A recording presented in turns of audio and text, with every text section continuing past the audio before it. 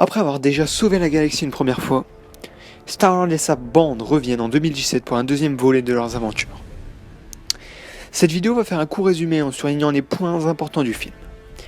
Une alerte spoiler est donc bien sûr de mise pour ceux qui n'auraient pas encore vu le film.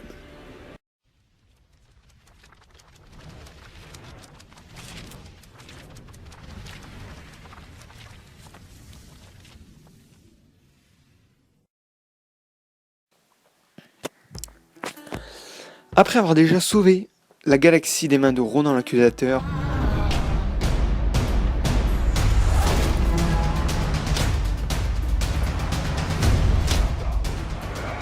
les gardiens furent appelés par Aisha et la fière race des souverains pour protéger des batteries d'une terrible créature. J'espère que vous êtes prêts parce qu'ils vont pas tarder. C'est un fusil? T'as jamais vu de fusil?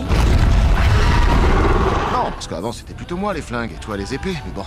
Apparemment tu t'es aussi mise au flingue, j'étais pas au courant. Oh, c'est chaud.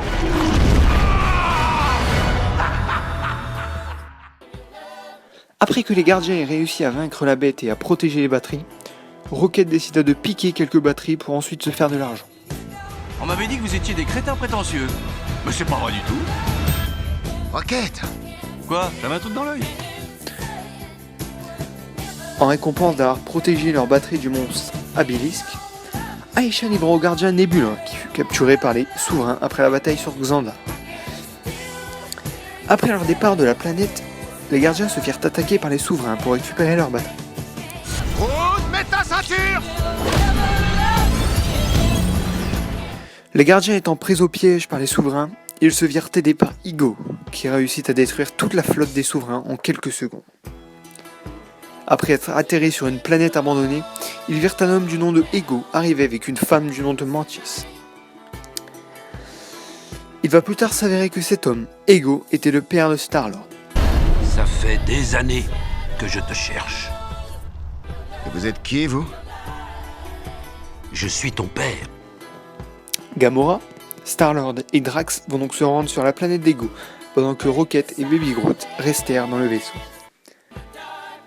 Pendant que les gardiens partis avec Ego arrivèrent sur leur planète, Baby Groot et Rocket se virent attaqués par les Ravageurs, qui avaient signé un contrat avec les souverains pour capturer les gardiens. Après avoir réussi à les capturer, Kraglin décida qu'il était temps de changer de chef du côté des Ravageurs. Ils capturèrent alors Yondu, Rocket et Baby Groot, et nommèrent un nouveau chef, Tazor. Yondu, qui s'était fait arracher sa crête, ne pouvait plus contrôler sa flèche magique. Ils décidèrent alors d'envoyer Baby Groot chercher sa crête, mais ne la trouvèrent pas. C'est alors Kraglin, à l'origine de toute cette histoire, qui rendra la crête à Yondu après avoir regretté son geste.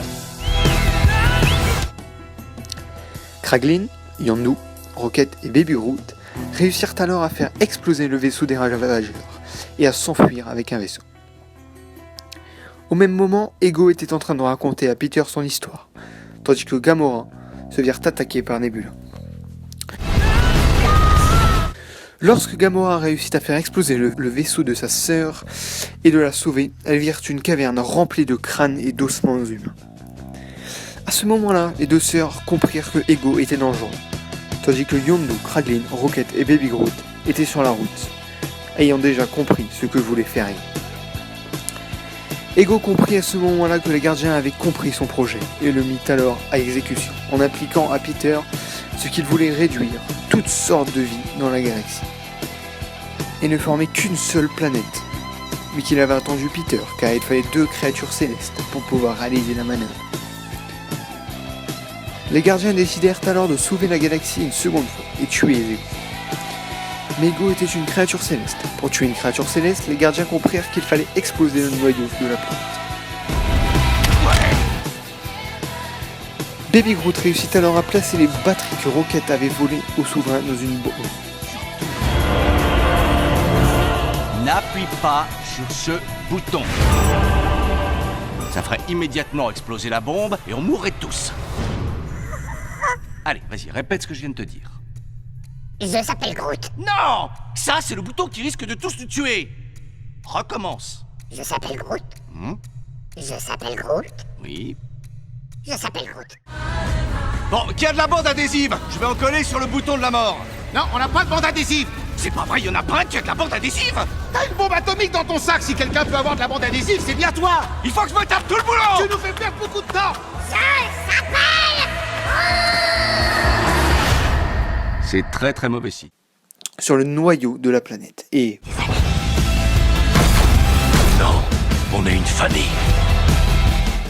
alors que tous les gardiens avaient réussi à monter dans le vaisseau avant que la planète explose, Peter et Yondu n'avaient qu'une combinaison pour ne pas mourir dans l'espace. Yondu décida alors de la donner à Peter Quill, en lui disant un discours très émouvant à propos du père qu'il a été. Les gardiens réussirent à s'échapper malgré la mort de Yondu et à faire exploser la planète d'Ego.